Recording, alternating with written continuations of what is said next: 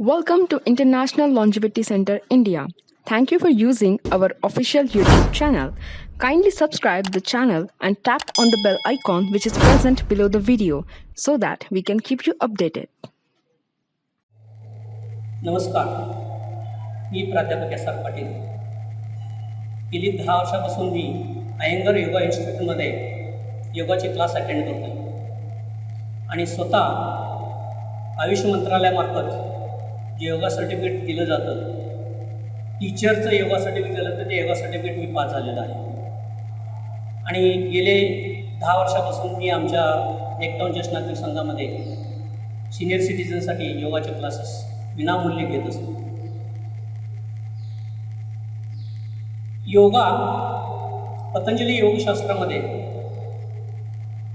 एक सूत्र आहे, योग चित्तवृत्ती निरोधा.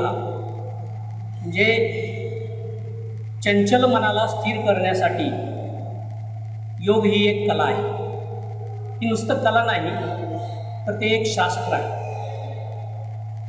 रोग प्रतिकार शक्ती वाढवण्यासाठी योगासनं आणि प्राणायाम हे अत्यंत प्रभावी आहे. तर याच्यामध्ये आता शारीरिक विकारासाठी बरेच लोक ॲलोपॅथी, होमिओपॅथी, नॅचरोपॅथी असे अनेक पथी, आयुर्वेदिक अशा अनेक पॅथीचा उपयोग करत आहेत आजार बरा करण्यासाठी. पण अलीकडं असं झालेलं आहे की अनेक शारीरिक आणि मानसिक विकार दूर करण्यासाठी या योगा थेरपीचा उपयोग केला जातो. आणि आज मी जी योगासनं अगदी साधी, सरळ, सर्वसामान्यांना करता येतील अशी आसनं मी आज प्रात्यक्षिक करून दाखवणार आहे. हे सर्वांच्यासाठी आहे. वय वर्ष 10 वर्षापासून 90 वर्षापर्यंतच्या कुठल्याही व्यक्तीने हे योगासनं केलं तर चालण्यासारखं आहे. आता हे योगासनं करत असताना काही पथ्य पाळले पाहिजेत. की समजा हृदयविकाराचा त्रास असेल किंवा एखादा मोठा आजार असेल किंवा नुकतंच एखादी शस्त्रक्रिया झाली असेल तर त्या व्यक्तीने डॉक्टरचा सल्ला घेऊन हे योगासनं करायचे आहेत. आणि आणखी एक सूचना अशी आहे की जेवल्यानंतर लगेचच योगासनं करायचे नाही आहेत.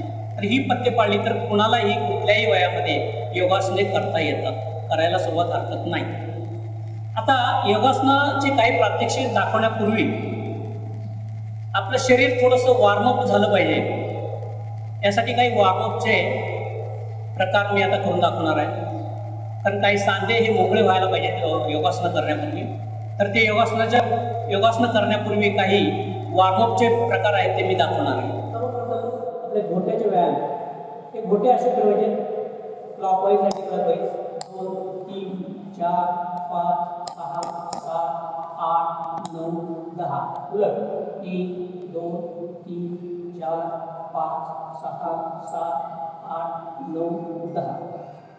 डाव 1, 2, 3, 4, 5, 6, 7, 8, 9, 10. उलट 1, 2, 3, 4, 5, 6, 7, 8, 9, 10.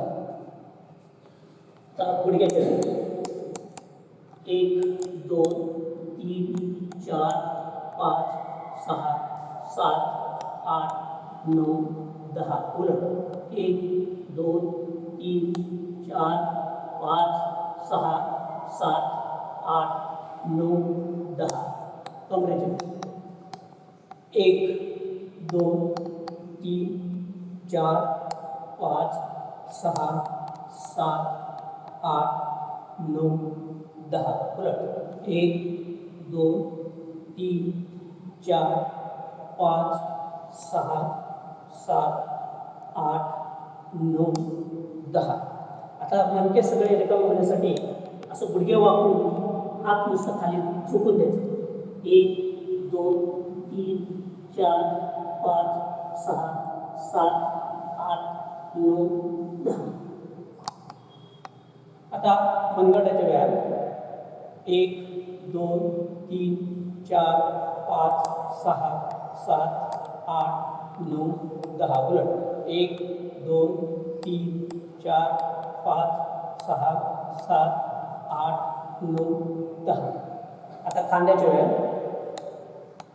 1 2 3 4 5 6 7 8 9 10 उलट 1 2 3 4 5 6 7 8 9 10 हात फ्री फिरवायचा आहे 1 2 3 4 5 6 7 8 9 10 परत 1 2 3 4 5 6 7 8 9 10 आता मी हा जो दुसरा प्रकार करून दाखवणार आहे ते सर्वांनी केलं पाहिजे असं नाही, कारण याच्यामध्ये केलं पाहिजे असं नाही आहे, कारण ज्यांना फ्रोझन शोल्डरचा त्रास आहे त्यांना कदाचित ते जमणार नाही. तर दोन्ही हात असं समोर ठेवायचं आहे आणि हात खालून वर न्यायचा आहे. 1 2 3 4 5 6 7 8 9 10 उलट 1 2 3 4 5 6 7 8 9 10 आता मानेचे 1 2 3 4 5 6 7 8 9 10 मान पुढे मागे करायचं आहे. 1 2 3 4 5 6 7 8 9 10 आता मान गोल फिरवायचे.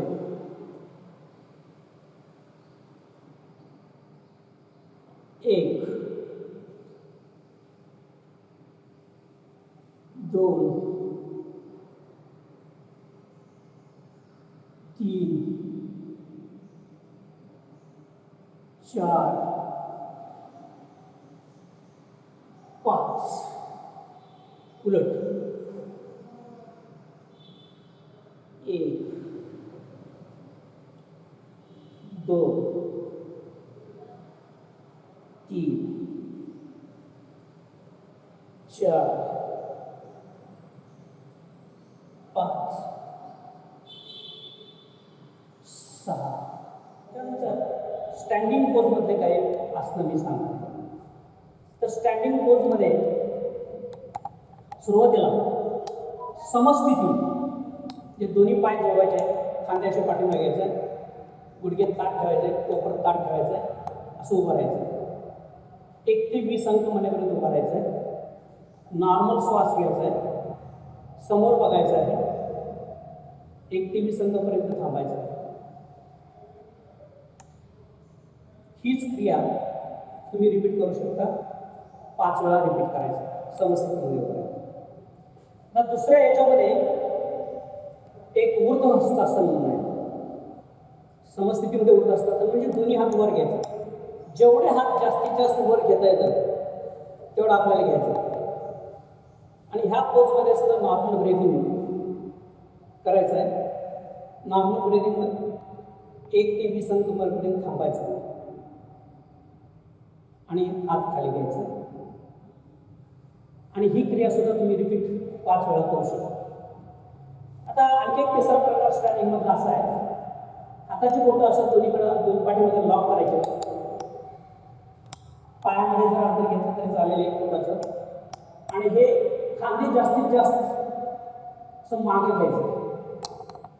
जास्तीत जास्त खांदे मागे आले पाहिजे, हात शरीरापासून लांब गेले पाहिजे आणि ह्या पोजमध्ये सुद्धा 1 ते 20 अंकपर्यंत थांबायचं आहे. श्वास रेग्युलर नॉर्मल पद्धतीने घ्यायचा आहे आणि हीच क्रिया नंतर 5 वेळा रिपीट केली जाते. तर हे 3 स्टँडिंग पोझिशनमध्ये झाले. आणखी एक आहे की गोमुखासन. गोमुखासनामध्ये पायात जरी 6 इंच थोडं अंतर असलं तरी चालेल. हा उजवा हात वरती घ्यायचा, डावा हात पाठीमागे घ्यायचा, हात जोडून बोटं एकमेकाला पकडायचे. काही लोकांना हे जमत नाही तर हातात एखादा रुमाल किंवा छोटासा दोर घेतला, वरच्या हातात तो दोर पकडायचा, खालच्या हातात असं जास्तीत जास्त हात जवळ आणण्याचा प्रयत्न करायचं आणि असं ते 1 ते 20 अंक म्हणेपर्यंत थांबायचं. आणि हे झाल्यानंतर हा दुसरा हात वरती घ्यायचा आहे, उजवा हात पाठीमागून घ्यायचा आहे आणि ह्या पोजमध्ये सुद्धा 1 ते 20 अंकापर्यंत थांबायचं आहे. ह्या दरम्यान श्वास रेग्युलर घ्यायचा आहे आपल्याला. आता ह्याच्याने काय होणार आहे, ह्याच्याने खांदेदुखी आणि पाठदुखी हा प्रॉब्लेम सॉल्व्ह होणार आहे आणि ज्यांना सर्वायकल स्पॉन्डिलोसिसचा त्रास आहे तो सुद्धा कमी होणार आहे. आता आणखी 1-2 पोज मी सांगणार आहे. उत्तानासन.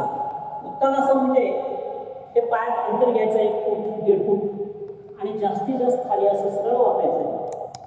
डोकं खाली घेऊन 1 ते 20 अंकापर्यंत थांबायचं आहे.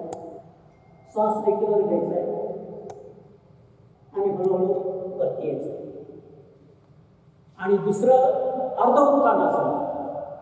आता इथं अर्ध उत्तानासनमध्ये आपलं घरात डायनिंग टेबल असतं, ते डायनिंग टेबलला असं बरोबर हे अशा पद्धतीने उभं राहायचं आहे.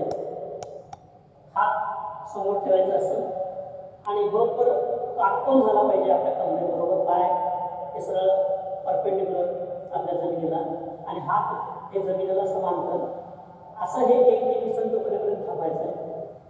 आणि हीच क्रिया 5 वेळा केली. तर ह्याच्याने काय होणार आहे, ह्या उत्तानासन हे पोटातले जे स्नायू आहेत, जे मसल्स आहेत, त्यांना चांगला मसाज मिळतो आणि आपली पचनक्रिया चांगली सुधारते. आता हे सगळे स्टँडिंग आणि उत्तानासनमध्ये आसन झाले. आता मी बसून काही आसनं दाखवणार.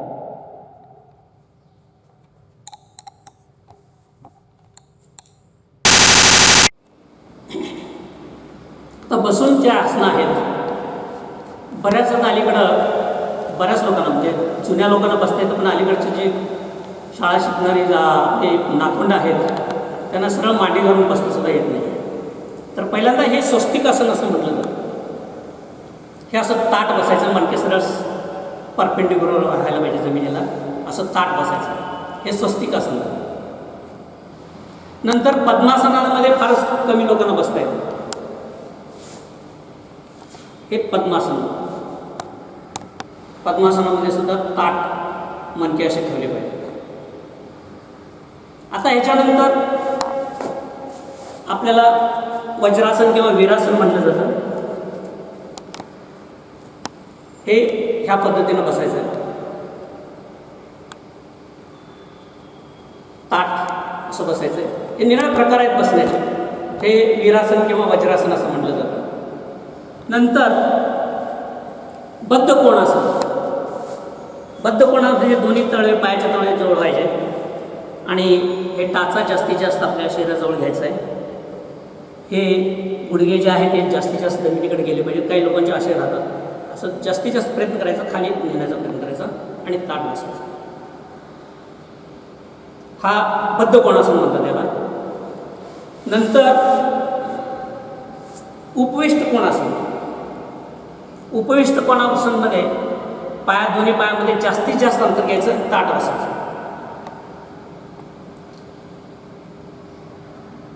दिस इज उपविष्ट कोणासन. आता नंतर दंडासन. दंडासनमध्ये दोन्ही पाय सरळ असं करायचं आहे आणि सरळ असं ताट बसायचं. हे निरळ बसण्याचे जे प्रकार आहेत हे जरी साधे वाटले तरी याच्यापासून बरेचसे फायदे आहेत. आपले मणक्याला ताकद मिळते, मणक्याची शक्ती वाढते आणि आपलं पचन क्रियासुद्धा सुधारते ह्याच्याने. तर ह्या बसण्याच्या ज्या चांगल्या पद्धती आहेत ते शक्यतो सर्वांनी शिकून घेतलं पाहिजे. आता ह्याच्यामध्येच ह्या बसण्याच्याच पोजमध्ये आपल्याला पार्श्व स्वस्तिकासन आहे. पार्श्व स्वस्तिकासन म्हणजे काय, उजवीकडे वळायचं असं पार्श्व. आणि ह्या पोजमध्ये 1 ते 20 अंकपर्यंत थांबायचं आहे. रेग्युलर श्वास घ्यायचा आहे. जास्तीत जास्त जेवढं वळता येईल तेवढं वळायचं.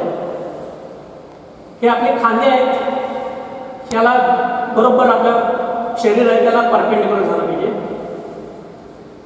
हे उजवीकडं पार्श्व स्वस्तिकासन झालं. आता डावीकडं पार्श्व स्वस्तिकासन. त्यावेळेला सुद्धा 1 ते 20 संकल्पनेपर्यंत बसायचं या पोजमध्ये आणि परत हीच क्रिया 5-5 वेळा रिपीट करायची आणि ह्या करत असताना आपला श्वास मात्र रेग्युलर ठेवायचा. आता हे स्वस्तिकासनमधलं पार्श्व स्वस्तिकासन झालं. आता त्याचप्रमाणे आपल्याला पद्मासनामध्ये सुद्धा पार्श्व पद्मासन करता येईल. अशा पद्धतीने पार्श्व पद्मासन उजवीकडं 1 ते 20 संकल्पनेपर्यंत थांबायचं आहे. परत श्वास रेग्युलर घ्यायचा आहे आणि हीच क्रिया 5 वेळा रिपीट करायची. त्याचप्रमाणे डावीकडं वळायचं आहे जास्तीत जास्त एवढं. तर ही क्रियासुद्धा 1 ते 20 संकल्पनेपर्यंत थांबायचं आणि 5 वेळा रिपीट करायचं. श्वास नॉर्मल घ्यायचा. हे झालं पद्मासनामधलं पार्श्व पद्मासन. आता वीरासन किंवा वज्रासन जे म्हणतो आपण, हे वज्रासन वीरासन आहे. ह्याच्यामध्ये सुद्धा आपल्याला पार्श्व उजवीकडे वळता येतं. इथंही 1 ते 20 संकल्पनेपर्यंत थांबायचं आहे. श्वास रेग्युलर घ्यायचा आहे आणि हीच क्रिया 5 वेळा रिपीट करायची. आता डावीकडे त्याच पद्धतीने डावीकडे करायचं आहे.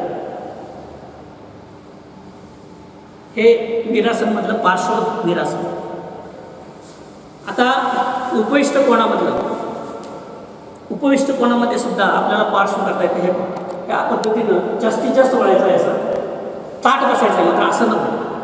ताट बसायचं आहे आणि 1 ते 20 संकल्पनेपर्यंत थांबायचं आहे. श्वास रेग्युलर घ्यायचा आहे आणि हीच क्रिया 5 वेळा रिपीट करायची. त्याचबरोबर डावीकडं त्याच पद्धतीनं वळायचं आहे आणि त्याचप्रमाणे रिपीट करायचं आहे. 1 ते 20 संकल्पनेत राहायचं आहे. 5 वेळा रिपीट करायचं आहे. श्वास नॉर्मल घ्यायचा. हे झालं बद्ध कोणामधलं पार्श्वबद्ध कोणाचं. आता उपविष्ट कोण. हे उपविष्ट कोणामध्ये जास्तीत जास्त तुम्हाला पाय जेवढे बाजूला घेता येतील तेवढे घ्यायचं. ताट बसायचं आणि इथं सुद्धा पार्श्व म्हणजे उजवीकडे वळायचं. 1 ते 20 संकल्पनेपर्यंत राहायचं. श्वास नॉर्मल घ्यायचा आहे आणि हीच क्रिया 5 वेळा रिपीट करायची. तर डावीकडे त्याचप्रमाणे करायचं आहे. 1 ते 20 संकल्पनेपर्यंत थांबायचं आहे. क्रिया 5 वेळा रिपीट करायचं आहे. श्वास रेग्युलर घ्यायचा. हे झालं उपविष्ट कोणामधलं पार्श्व उपविष्ट कोणाचं. आता दंडासनमध्ये सुद्धा करता येतं आपल्याला. हे दंडासनमध्ये आपल्याला उजवीकडे वळायचं. 1 ते 20 संकल्पनेपर्यंत थांबायचं. श्वास रेग्युलर घ्यायचा आहे आणि 5 वेळा हीच क्रिया रिपीट करायची आहे. त्याचप्रमाणे डावीकडे वळायचं आहे. 1 ते 20 संकल्पनेपर्यंत थांबायचं आहे. 5 वेळा श्वास नॉर्मल घ्यायचा आहे आणि 5 वेळा हीच क्रिया रिपीट करायची. हे झालं दंडासनमधलं पार्श्वदंडासन. आता ह्या 5 प्रकारचे बसण्याचे जे आम्ही सांगितले त्याच्यामध्येच अधोमुख स्वस्तिकासन. अधोमुख स्वस्तिकासन म्हणजे हे स्वस्तिकासन. अधोमुख म्हणजे दोन्ही हात असं सरकवत न्यायचं आहे आणि शक्य झालं तर कपाळ खाली टेकवायचं आहे. ह्या आसनामध्ये सुद्धा 1 ते 20 संकल्पनेपर्यंत थांबायचं आहे. लक्षात ठेवा, हे बटक उचलायचं नाही आहे जास्त.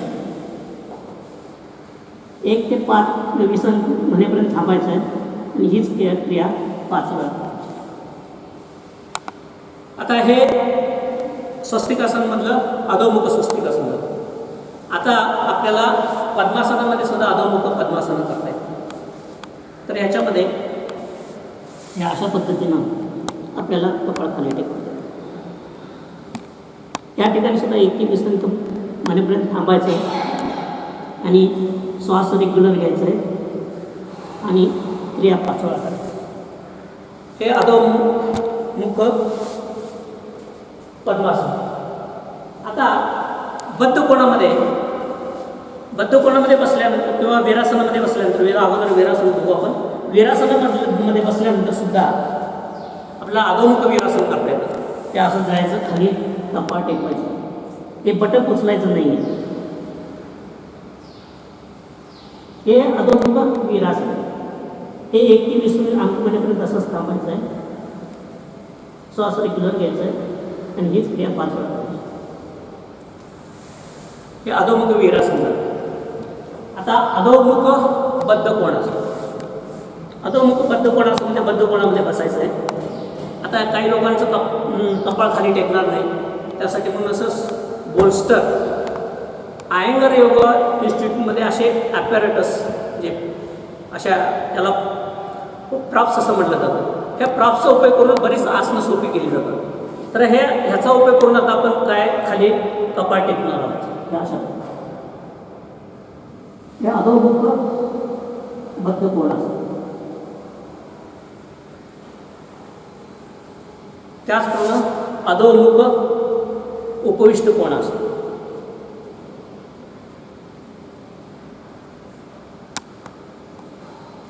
आता हे दंडासनमध्ये असं बसल्यानंतर ॲक्च्युली नाक हे असं हे त्याला पश्चिमोत्तासन म्हणतात. अशा पद्धतीने त्या ठिकाणी सुद्धा 1 ते 20 अंकपणापर्यंत थांबायचं आहे.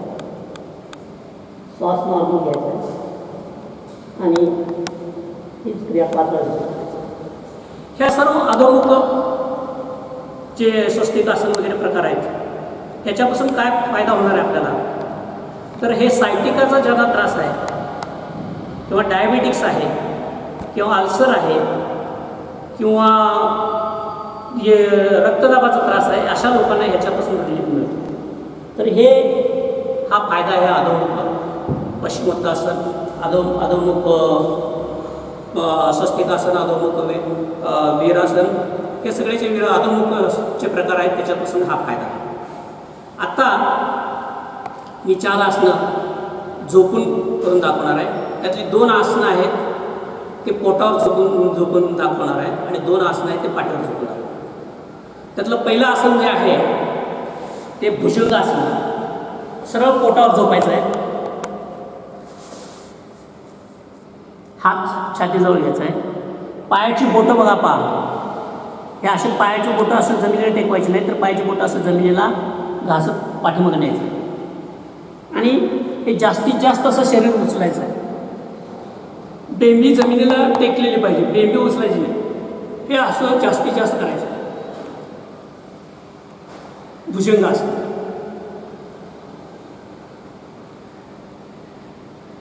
दुसरा एक प्रकार आहे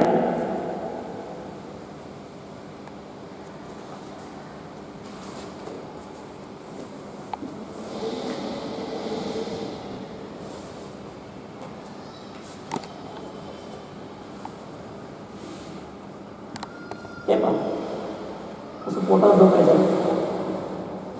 आपले दोन्ही हात कोणीतरी वरती खेचते आणि आपले दोन्ही हात पाय कोणीतरी खाली खेचते, एवढे ताणायचं.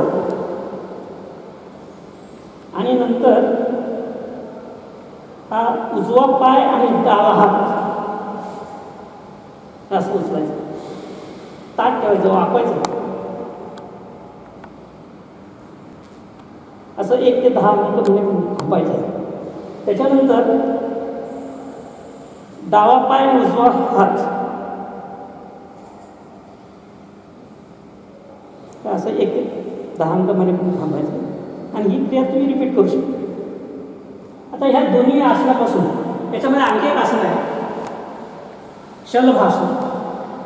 शलभासनामध्ये काय करायचं, दोन्ही हात पाठीमागं, पायाची बोटं अशी आणि हे मांडीपासून पाय उचलायचं आहे, हे हात उचलायचं आहे, हे शलभासन. ह्या दोन्ही आसनापासून आपल्याला पाठीचे जे मणके आहेत ते मणक्याला फार मोठी शक्ती मिळते आणि पचन क्रिया चांगली सुद्धा. आता 1 सेतू बंद पाठीवर झोपायचं आहे, पाय गुंडायचे, गोटे फोडायचे, त्याला सेतुबंद म्हणतात. हे असं बटक उचलायचं,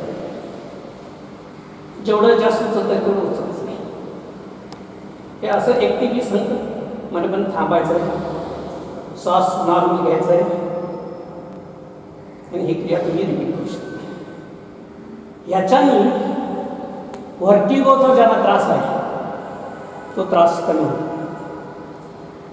छाती आणि हृदय याची ताकद वाढते. दमा आणि थायरॉइड याचा त्रास कमी होतो. हे झालं सेतुबंध. आता जे आसन दाखवणार आहे हे सगळ्यात उपयोगी पडणारं, सर्वांना उपयोगी पडणारं आसन आहे. हे आसन जवळजवळ 20 मिनिटं करायचं आहे. एकदम सोपं आहे. हे आसन 20 मिनिटं करायचं. भिंतीच्या काड्याला असं सरळ झोपायचं.